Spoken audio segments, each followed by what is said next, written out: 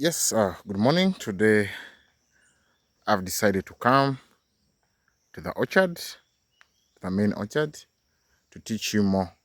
We missed in the night. I'm very sorry for that, but today I have come directly to the garden. I think you will see this and still learn more about dragon fruit farming. So, last time we talked about pruning, we talked about how to plant, we talked about diseases, we talked about a lot. We talked about planting. So today we are going to learn about the do's and the don'ts. But before that, I want to show you how.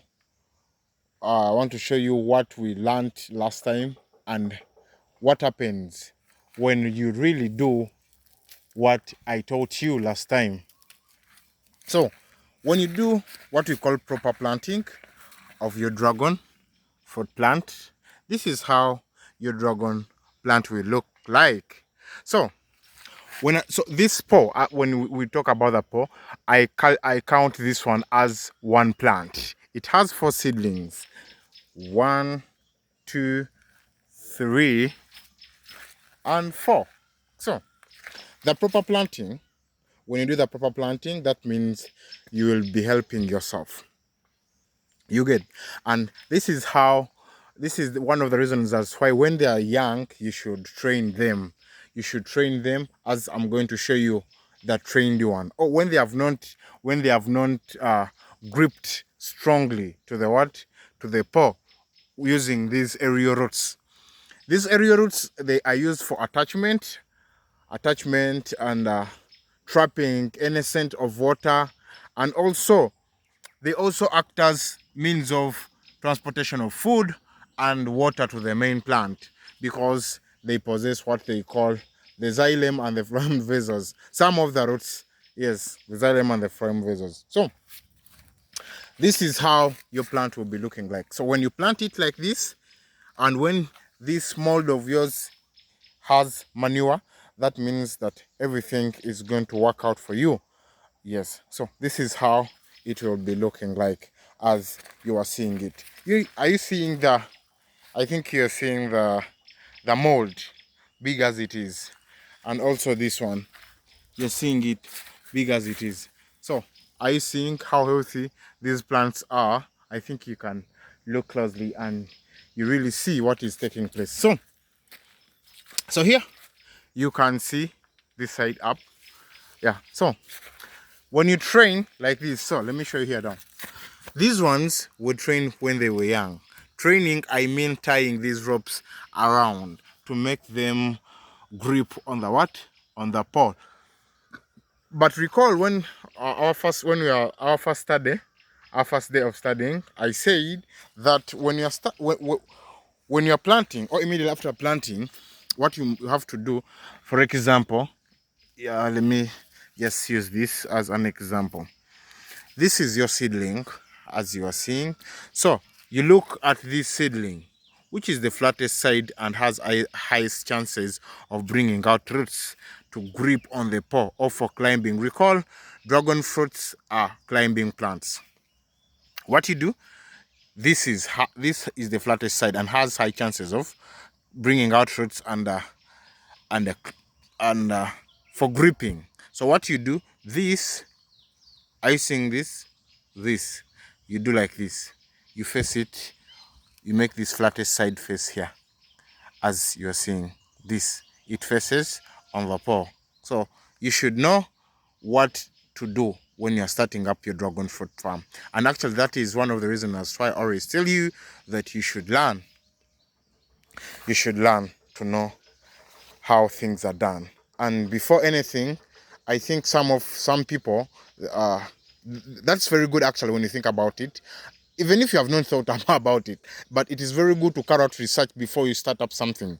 So I thank you, and I know you will teach more people of Chad all over Africa. They will get to know how dragon fruit farming is done. So you get this. This is your seedling, and this is a viable seedling. You are seeing good height, I think, but we cannot plant this as it is. So we have to make this, to make the V shape of this. Let me show you.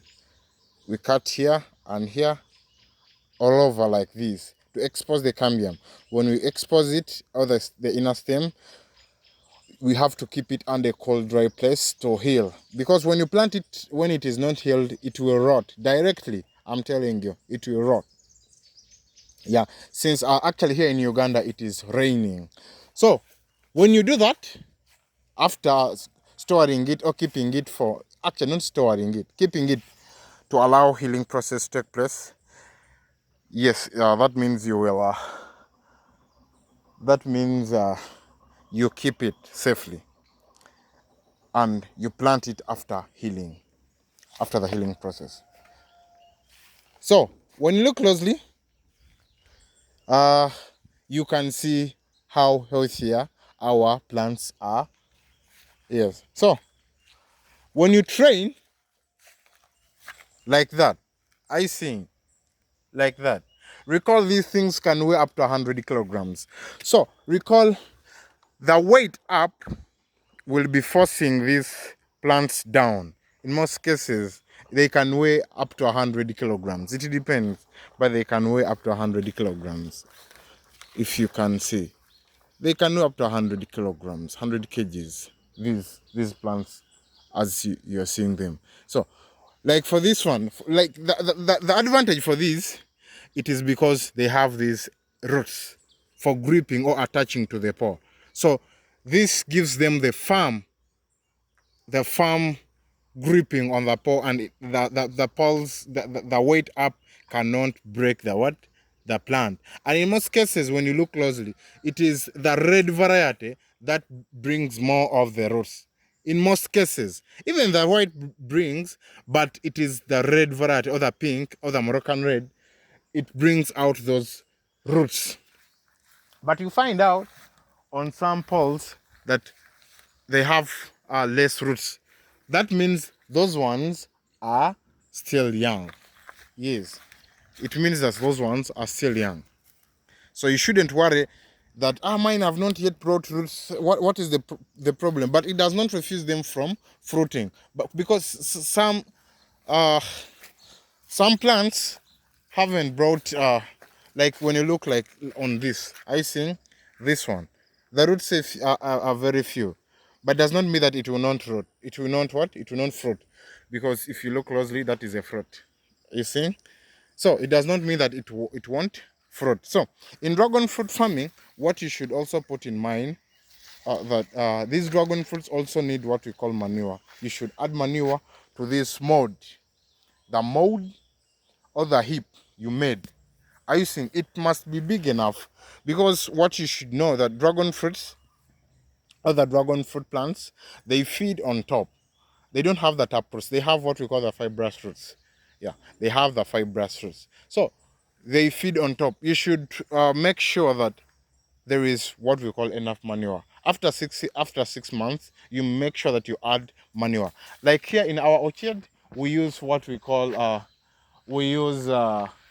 cow dung. You see, grass is growing at a very high speed. It is because it is over raining, because we have just weeded this garden of recent. You can really see. But you should also put in mind that when your dragon fruit plants are still young, you should make sure that you weed your garden. That is the first thing. And even though they are old, you should not allow the weeds to grow at a very high height. Actually, at a high height, you get, because that height, it harbors pests, and which will result into damaging of the fruits themselves, because you will see that these sapsuckers and fruit flies, they will pierce the fruits. I talked about that earlier, some time back. Yes, that when you don't care about your garden, it is you who will get who will be suffering the loss. So another thing that you should put in mind, you should also think about flower abortion. Flower abortion, it is in different forms or types. You know, a flower abortion can be caused by the young or the immature fruiting branch, or too much sunshine, or lack of nutrients. You should also think about flower abortion. You get? So this one, this is one of the things I'm talking about. If you can look closely here, you can really see that this one was damaged. In most cases, this is due to this much grass. You know, we just slash this garden, and since it is raining, the grass grows at a very high speed. It grows at a very high speed. But what you should not worry of, it is that will it be consistent, that I should always slash. It depends. Like here, at the beginning when I was entering into this orchard, you saw that when I was entering, you saw somewhere that they are weeding the garden. So we are trying to remove or to reduce on the height of the grass to overcome the pests. You know, grass or the weeds, they act as harboring grounds for the pests. As you can see that when I was talking about the flower abortion, that someone can ask, how do I overcome flower abortion? Flower abortion can be overcome in two different ways. When it is too much sunshine, when there is too much sunshine, what you should think of first, you should first think of what is the cause of this flower abortion. How can I overcome it? You get? How can I overcome it? There are some areas where you when you think about it, I think I cannot overcome flower abortion. But everything can be overcome, because when you look at immature branch or immature fruiting branch, how can you overcome that? That means you should give time to your plant to grow enough or to mature enough such that it can give you the flowers or the fruits. That is very easy. Like for the nutrients, that means that because you can realize that maybe this is due to lack of nutrients in the soils. Like here, our soils are totally poor. For those people who have been following us and watching us from the very beginning, so you saw that our soils are very stony. We just feed them. So you should feed your soils.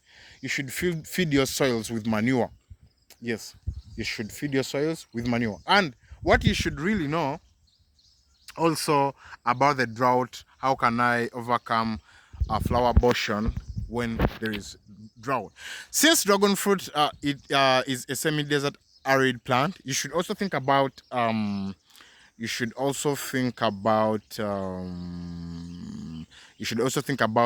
irrigation.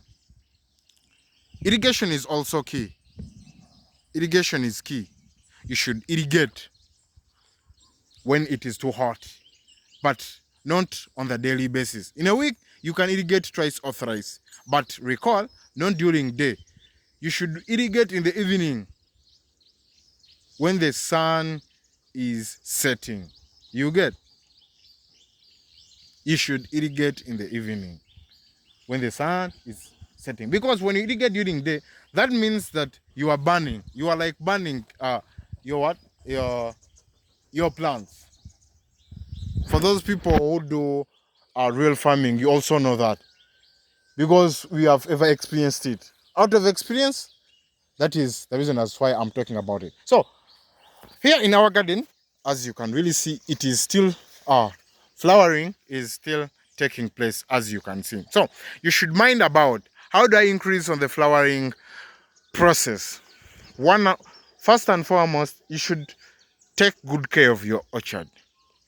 Good care of your orchard is key. You get? Because for me here, we are doing, I do what we call organic farming. I don't use inorganic pesticides. Yes, I don't use inorganic pesticide. You should do what we call organic pesticide, organic fertilizers. That can also the organic fertilizer that can improve on your flowering process or your flowering in your orchard. So another thing that you can think of, uh, when should I plant? That is also another question.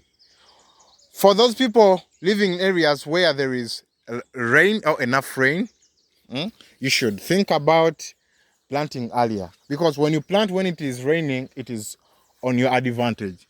It is on your advantage because these seedlings will give you earlier, like they will root earlier and they will grow at a very high speed. So since they are semi-desert arid plants, but what you should think of, they also need water. When you plant when it is raining, trust me, they will grow at a very high speed. And you see, some people, we say that some people will get their maiden fruits maybe at 9 months, depending on the type of soils and the area and the climate. It depends. You get to see that some people get their maiden fruits at after 2 years, 1 year, 1 year and a half, depending. Because here in Uganda and Mbalala Mukono, we got our maiden fruit at 9 months. You get. So right now there are a lot of flowers. Flowers are coming out because we have been taking good care of our orchard. Yeah, we do pruning. We do prune. You should think about pruning. You should think about a lot that should be done to overcome losses. There are things. I sing such. I sing. So you will see that some things. So that is a sapsucker also. You have seen it, but it has fallen down. There are some sapsuckers that come when the part is rotting. So you should know what to do at the right time, in the right place. When you are starting up your dragon fruit orchard, there are things that you should put in mind. There are things that you should really know that I should do this to overcome this. So hope you have got what I have said. Hopefully all is well. Hopefully you are getting each and everything. So this is our orchard, and I will still give you more. I will still teach you more about what to do. And you should know that which type of seedlings have I taken? Are these seedlings mature enough? Will they mature? Will they make it? Where have I bought my seedlings? Have they taught me how to plant them? Do these people have an orchard of dragon fruits, or are just alongside the roads? Some people alongside the road, they don't know even the varieties. So mind where you get the seedlings from. You should first reach out to the person or to the farmer to know whether they have the orchard. In most cases, some people will sell to you things when for them they don't have them. You'll just don't buy things out of excitement. Please. Please. Those dragon fruits are marketable. They have market. But still, you should know where you are buying your things from. You should know the types or the varieties you are taking. For us, when we plant for you, no matter where you are, we make sure that we reach out. Even if you are in Chad. Yes, I'm talking to people in Chad for a reason. Yes, yes, because people from Chad, you love farming. I know that. I know that. And all of Africa. That is, I talk to everyone all over Africa. So, my friend, what I want to tell you, you mind where you have bought your seedlings, please. So think about the things you should do. You should be brave enough, visit the orchard. But even if you have not visited the orchard, but do the people telling me to do this, are they really the real people doing the things? Because we are the very people who will sell to you seedlings, and we are the very people who will also come to your orchard. That's why for us, when we sell to you the seedlings, we make sure that we are still hand in hand. We are still together. We make sure that we come and pay this to your orchard. We make sure that we have to make it to the top. You get? So these are some of the things I wanted you to learn today. You don't have to worry about anything, but you should think. When I talk about the distance, I talked about the distance earlier when you're planting 3 by 3 meters or 10 by 10 feet. When I talk about that, you know, you really get what I'm meaning. Answer? Yes. Thank you. May the Almighty God bless you. We shall continue.